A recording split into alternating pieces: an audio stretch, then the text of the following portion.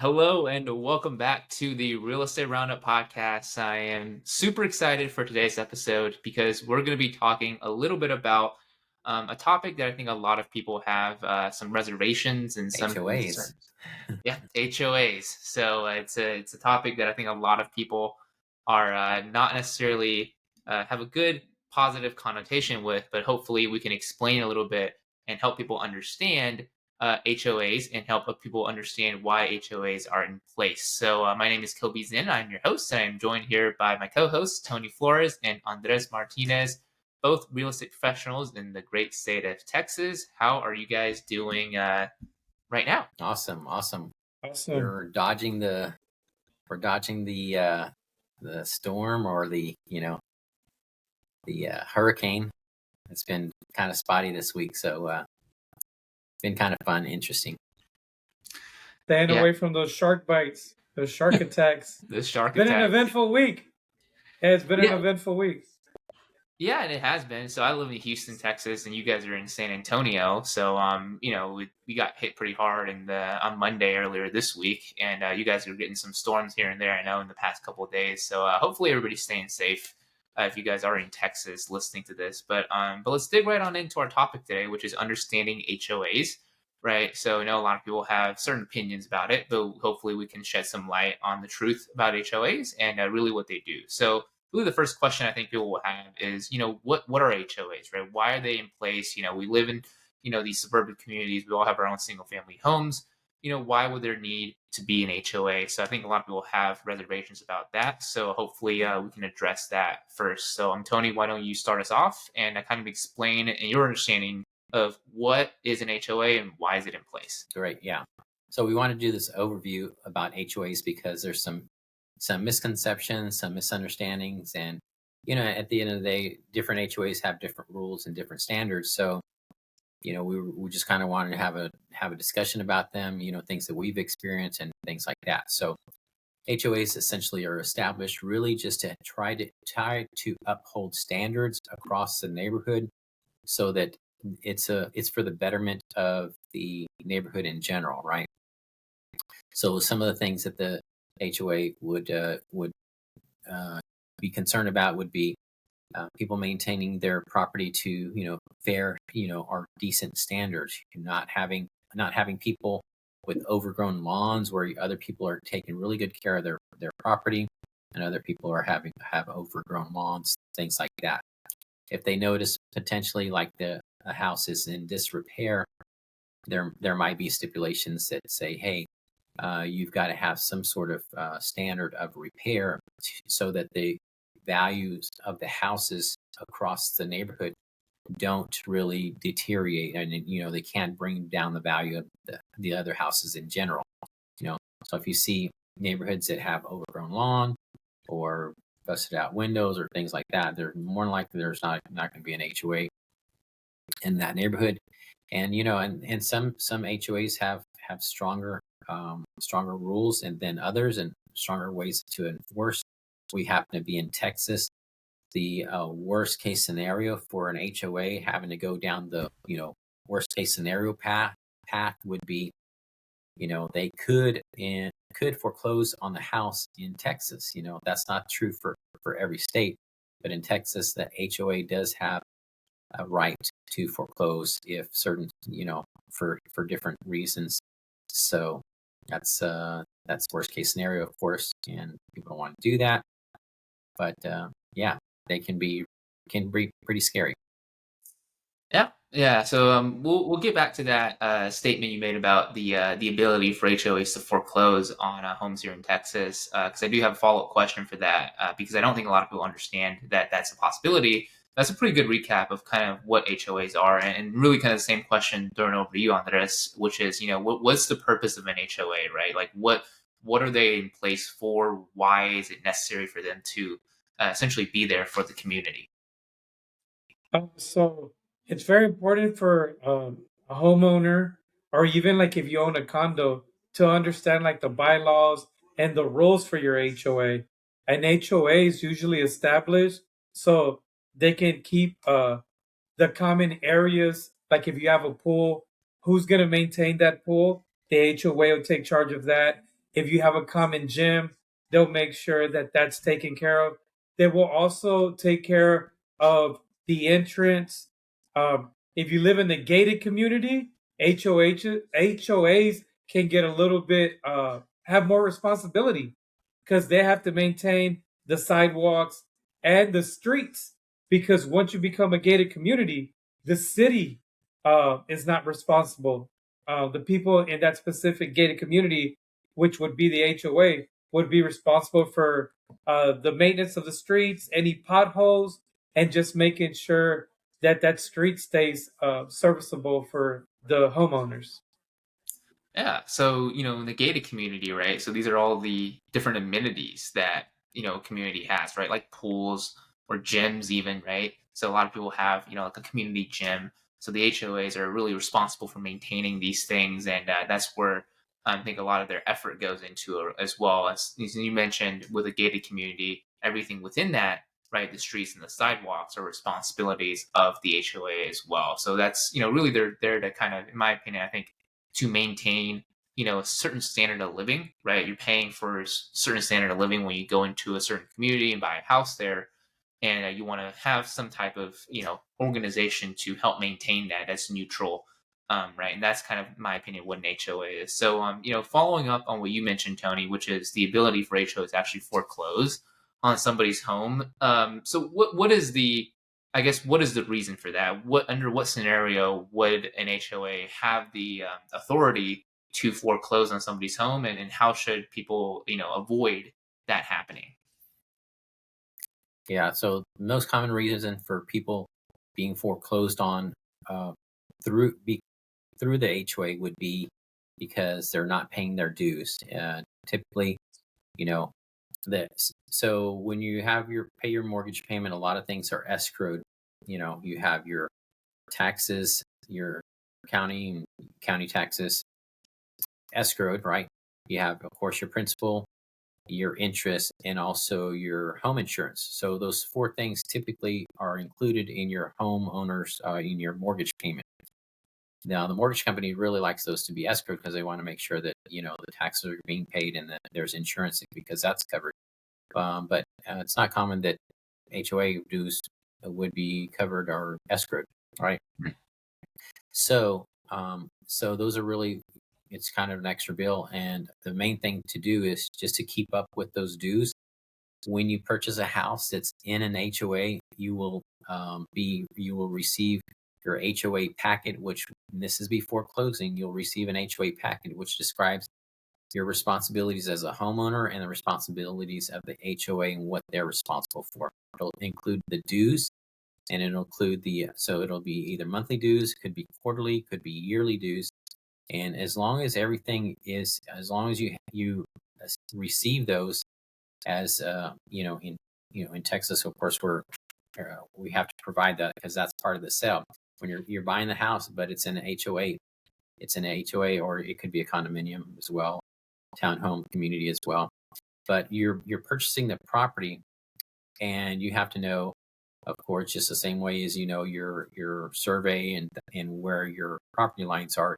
You really need to know the boundaries of what you're able to do within your house. Like if you wanted to potentially put an addition on your home, okay, is the HOA, are there rules there that says, okay, it needs to match the exterior of your house or need to be similar materials? Things like that are going to be in the kind of the policies and procedures and different things on all you'll find in the bylaws. So you want to make sure that you do spend some time looking over them, reading over them. If you have any questions, you certainly have the phone number. You'll have the website, if applicable. You'll have the website for the HOA, and certainly want to reach out to them if you have any questions on that. That's something that a lot of people they're receiving a lot of information. They're signing off along with a lot of information, but you want to make sure you read through that and see if it's reasonable to you.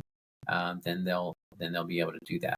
So yeah, the main thing is stick with keep up with your payments and everything's for the most part. Of course, if they tell you you can't, other people have seen different stories where they have to have fenced in, trash cans and things like that. So just know what the standards are for your particular neighborhood that you're interested in. and so there's no surprises later. Yeah, that's actually a good point. And a follow up question to that would be, not keeping up with the fees obviously are grounds for that. There's certain times where people who, like you mentioned, who haven't been up to date with the HOA bylaws essentially and understanding what they need to be doing. Sometimes they are subject to fines from the HOA. If in a situation where somebody failed to pay that fine for a certain amount of time, would that also be grounds for potential foreclosure down the line as well? Yeah, of course, everything depends on what the individual HOA's rules say, the bylaws and things like that. And the thing with the rules is there's set standards. So if they're applying them to, one set of homeowners, they really need to apply it to all the set of homeowners. So that's one thing with the HOAs, and they have to make sure that they're maintaining standards, because otherwise they could be called into question why you're doing something for one homeowner, you're not doing something for the other. But so definitely have to kind of follow the rules when you purchase a house. You're following the rules that are already in those bylaws and all those things. So now, if the rules change later on down the road, know how those rules can change. There might have to be a majority vote, or 60, 65, 66% vote, 2/3 vote to change some of the rules, to update them. A lot of the HOAs, the rules were written years ago. They're not necessarily updated, but it's a long process to get rules changed. So, but someone can't just arbitrarily decide, hey, we're going to act as an HOA to have you do something like this, but it wasn't in the bylaws or the information you received when you bought. That's really, really important to say, hey, you have to stand up for yourself and say, hey, this wasn't part of the agreement when I purchased. And there are certainly different ways to handle that as well. Yeah. So that's actually pretty important, right? For people to know, like, you can't change certain things if you don't like them, right? Just be involved, right? Be active in the meetings, and you actually might get a vote on how the HOAs ran, moving forward. That's pretty important there as well. So don't just kind of, if you're a homeowner with HOA, don't just kind of write it off, right? Especially if you have something that you don't necessarily agree with, you might be able to change things, right? If you vote on certain things that are changed moving forward as well. So a question for you specifically, Andres, because I know you're working with new build homes. So in these new construction communities, right, are there usually an HOA in place? Or do they have to kind of wait until they really sell off most of the community in order for them to establish something like that? As far as getting into a new construction community, is that something that is already there? So when dealing with the new community and it's working with the builder, so as far as that community, when it's initiated, there is an HOA in place. Anytime when you purchase a home, you will get the covenants to the community. You will get the rules and bylaws of the HOA. One thing that I think people oversee is, with the excitement of getting a new home, we get kind of forget specific things that are explained there in title, like the HOA. So sometimes when you go to title, the HOA is paid up front for a year. I also seen it where it's paid up front for 6 months, 3 months. Usually when the buyer purchases the home, they really don't pay attention to that specific communication, just because all they're thinking is the overall payment, the down payment. There is specific information that at that specific time is very, very important. So when somebody says, I never knew that I had to pay the HOA separately, it could easily fall through the cracks, because sometimes it is prepaid for a year and you might skip the second year, and no one ever brings it up, and you might think you're in good standing. But I just think it's lack of someone educating them. I think a realtor should always point that out. Your new home sales representative should point that out. Hey guys, I know we're excited right now, but Don't forget to pay your HOA dues. Those are very important. And kind of just educate them of the power and the authority that the HOA has. But back to your question. So the HOA, as long as the builder's building, the HOA will be ran by the homeowners association, uh, a specific company that's assigned to it. Once they sell every property, it's passed on to the community, and the community votes a board. When the community votes a board, they usually maintain the same company that was there for an HOA. But I have seen it where communities, the board, votes to replace and move with a different management company as far as their HOA. So once the properties are all sold, uh, a board is developed in the community, and then they'll take charge, they'll make decisions, and then they'll communicate directly with the. So that's pretty interesting. I don't think a lot of people know how that works, right? So one of the things I didn't even know before just very recently was that HOAs are managed by actually third-party companies, right? There's a management company very similar to property management companies for like single-family rental properties. If you guys are familiar with that, but that's very interesting. So as a new build community, it's first managed by a third-party company, and then once the new build homes that actually have homeowners, then they basically take over and vote in a board, which is more like a traditional HOA in a community that's existed for a while. Am I correct on that? Yes, that is correct.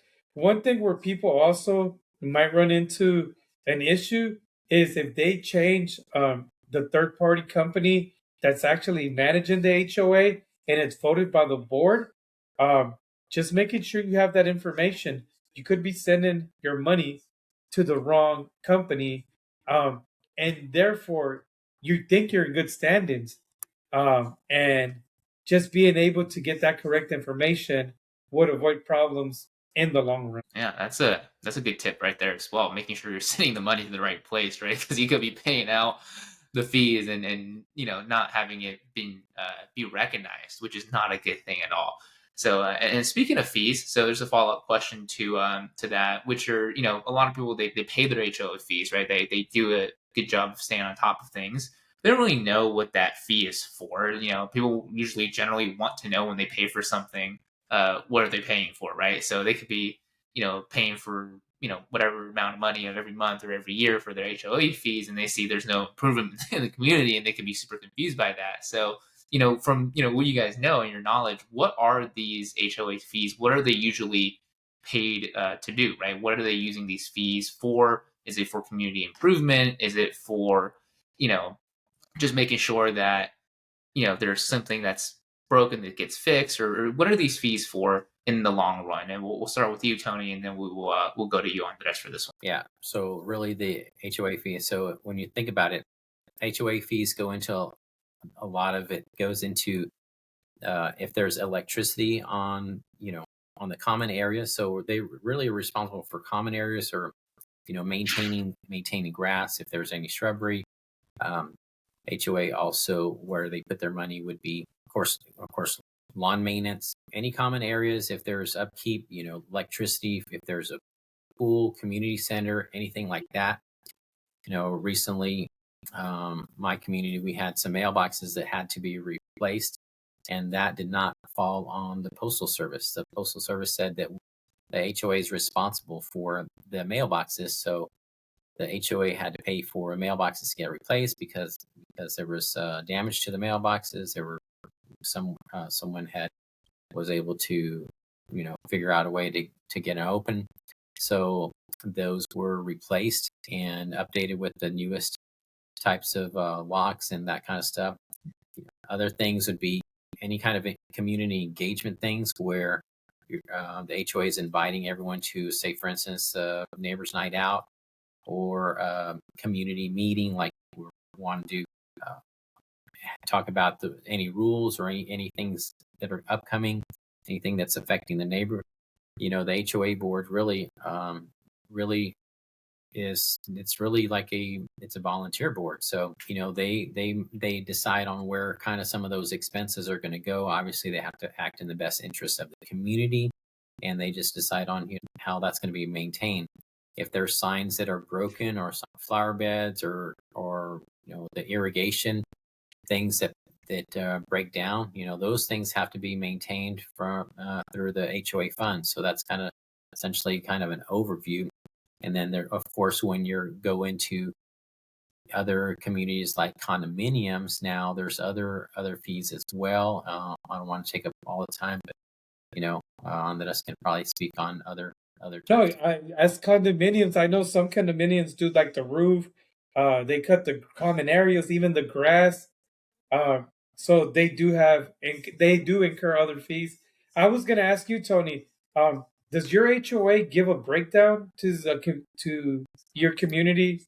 I know Yeah, my HOA does like 130 for landscape and this amount for water and right. this Yeah, amount to repair the pool. So yeah. When does you For sure, yeah. When you're of course, when you're paying your dues, you have the right to be able to see what your dues are being applied to. You have the ability to say, ask or question why money is being spent in a certain way. Of course, if you're questioning those types of things and you want to get involved in those types of things, I would recommend that possibly seek, serving on the board and see, because it's not as easy as people might think it is. People have to again act in the best interest really of the community, and the best HOAs really um, are people that the best people to serve, of course, are people that are wanting to give back to others and wanting to serve them, as opposed to necessarily just being more of a try to create a police state of the HOA. An HOA board really should be more as somebody that helps bridge the gap between what the homeowner needs and what the HOA is directed to do. So certainly there's lots of different ways to do that, but yeah. So condominiums, yeah, they have to essentially maintain funds for upcoming. They have to repair like the streets, or yeah, have to make sure that they have the capital expenditures to last. Moving forward, the condominiums, they do have to repaint. They're responsible for the exterior of the home, the envelope of the home, and the homeowner is responsible for the interior. So if it's an exterior, you know, siding, then that condominium will Taco? HOA, they will have to update that, or improve that to where it's not rotting, things like that. Yeah, roofs, sidewalks, the exterior of the home, as opposed to homeowner, you know, yeah, They even maintenance the grass in your front yard and backyard. yes, yeah. Unless you have it enclosed, then that's what you yourself maintain. But outside of your fence, yes, that's what the HOA will take care of. Another thing that people have to understand, sometimes there's like a common fence, right? That is like around the community. The HOA has to maintain that fence. As far as an entrance, let's just say you got a nice uh, rocks and then somebody hits it. Well, the HOA is going to have to uh, fix that. Hopefully, some kind of way you could get some money from some insurance. But Hmm. they're there to maintain the beautification of common areas and make sure that your home values. Um, you don't want your neighbor to paint your house purple or to put different colored um, roofing material. You don't want someone to have like a metal roof and everyone else has shingles, or someone to have a red or a blue roof. Um, they give you three colors. They let you pick. They're usually earth tones. They only allow you to paint the house specific colors, just because they don't want anything um, to cause like a negative connotation against your home, where your home could lose value. Or let's just say you're trying to sell your house, but somebody next door to you has a pink house or has a chicken coop. That conversation is very hard for you to have with your neighbor. You might get along with your neighbor, you tell him that his house is ugly because it's pink, you and your neighbor are not going to be best friends after that. But if the HOA takes care of that for you, you could just be the great neighbor that you are. So they have the uncomfortable conversations when it comes to like grass being overgrown or just people neglecting their home. They have those tough conversations uh, for the people in the community that they live in. Yeah, that's a good point because everyone's driven by a house that looks like it's painted the color of Barney or the Martian green, So that's one of the reasons why, HOAs can have something to say, hey, you're able to paint your house, but you have to kind of stay within certain standards because otherwise, it When can I bring fixed down the my value of the roof, house. when I fixed my roof, and it was because of wind damage, I had to ask permission of what colors prior to me replacing my roof. Yeah. So they were like, "Hey, you have these three colors." Then after that, I picked one of the three colors, and then I replaced my roof. I Yeah. wasn't made aware that if I picked another color, which I was gonna pick a very elegant color in my eyes, they were like, "No, sir, you have these three colors, and if not, they'll make you replace the roof, and the insurance is gonna replace it once over wind damage. If it's a mistake you did, now you're out of pocket. Yeah. It's gonna be money out of your pocket." So just knowing, don't be afraid to ask because you think they're gonna deny that you could put a shed in the backyard or that you could put a patio. Ask the question, Hmm. so you could get an answer. They might come back and say, "Go ahead, do your patio, move forward." They might tell you, "Hey, it's okay for you to build a patio, but you have to adjust uh, how high you want it in this area. You just adjust it." Uh, Sometimes what a lot of people want to do is move their fence.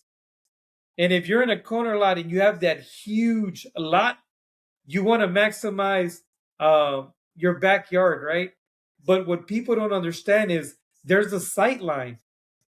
So when you ask the HOA, it's wise to ask them if you can do that, because if it causes a hazard or if it prevents a sight line, you could get in trouble legally. So just being able, don't be afraid to ask. If they're gonna tell you no, they're gonna give you a reason why. Especially like with sheds, there's an easement in the back. Know what you can and cannot. All right. Yeah, yeah. That right there, what you just said, Andres, was that was like really important, I think, for people to know like the overall concept of what an HOA will really do. Because for you as a homeowner, right, it maintains the value of your home, right? So you guys are talking about, you know, people are wanting to paint their house certain colors or certain exotic colors like that. Well, that could really put off a lot of people who are looking to buy a house next to it. So an HOA will help you maintain that value in your home with some of these rules, and that's, you can think of it almost like almost like an investment, right? If you think about it long term over time. So that was a really good point that you guys just made there. So so yeah, so who knew real estate professionals knew so much about HOAs, right? And So with social media today, um, somebody will post a pink house. You might have a line of people taking pictures in front of the pink house. Uh, just recently, in the last couple of years, you remember the home with the huge foundation, Tony, that Yeah. went viral, and Hmm. then everybody, like all of San Antonio, knows the house with the 20-foot foundation. Right. So you don't want to be the house that lives next to the pink house or the green house or the blue house. Uh, you want to make sure that everything stays calm. There's no sightseeing on your street, and that your home value is maintained. Well, our ultimate goal is for everyone's um, is for our property values to increase, right? We want Hmm. our property values to maintain, but hopefully we want them to grow. Right. Yeah. When your neighborhood value is increasing, your home value is increasing, and of course, that's how a lot of homeowners build equity. So when people are in a HOA environment, that does give you probably your best chances of having that house appreciate, as opposed to, some of the other communities that don't have that same. It's kind of a safety net. It's what it is. It's a safety net to keep a standard in your neighborhood that people want to maintain. People want to be there, live there, enjoy the amenities that could be in the community. But yeah, have the same standard, reasonable standards across the board. Realtors get nervous when they see overgrown lawns or something that sticks out like a sore thumb. They get nervous. They might be showing the house next door. They're more nervous driving up to the property than the clients that they're showing those properties to. Right. It's very nerve wracking because as soon as you see it, you're like, oh my God, like we're gonna have to look at another property. Mm-hmm. People like to move into neighborhoods where everything is nice, neat, well kept, and calm and quiet, right? For the most. Yeah. Yep. And Absolutely. yeah. So the other thing I just kind of want to recap the difference really between a townhome community and HO and the difference between a townhome, you owning a townhome, and owning a condominium would be, with a townhome, you can change the exterior. You're responsible for the exterior of the home.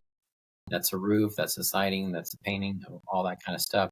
And then with the condominium, you're really responsible for the inside. So again, that kind of goes back to the HOA. The HOA is responsible for the outside, and that's why typically the condominium dues are going to be higher than a condominium. The condominium community is going to be higher than a town community.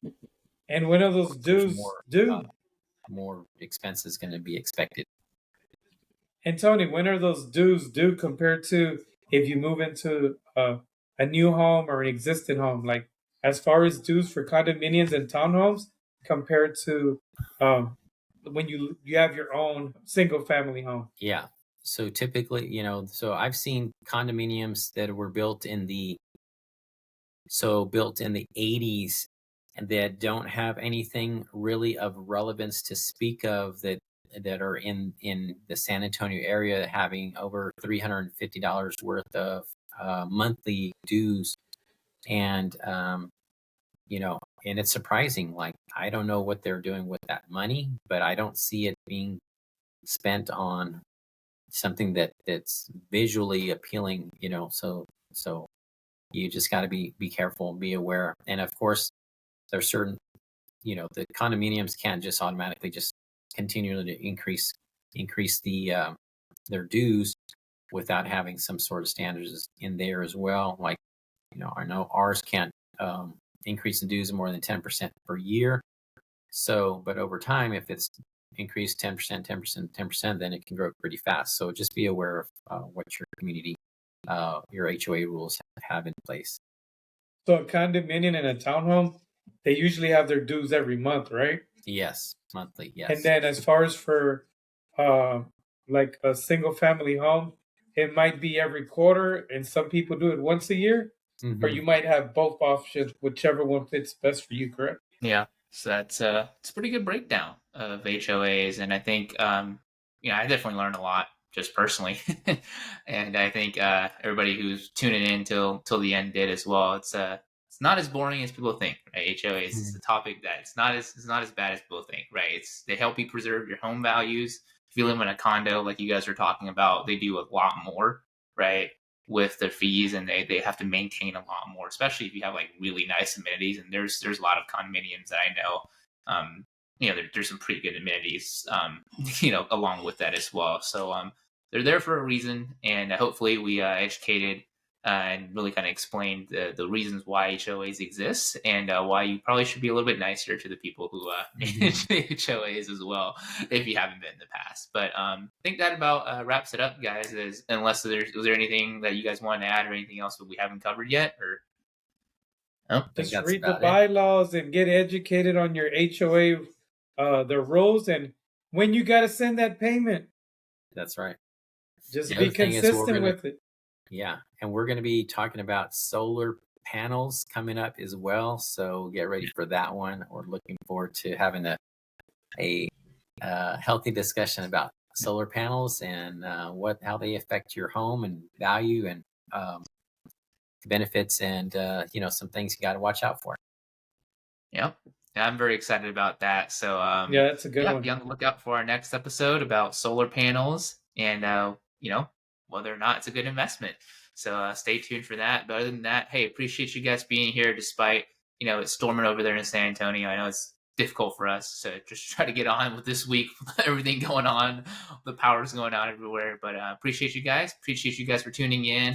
Make sure to reach out to Tony Andres if you are looking to purchase a home, right? Or if you guys live in an HOA community and want to sell your home in the coming months as well, make sure to reach out to them. Their contact information is in the description down below as always. But appreciate you guys tuning in, and we will see you on the next episode of the Real Estate Roundup. Take care.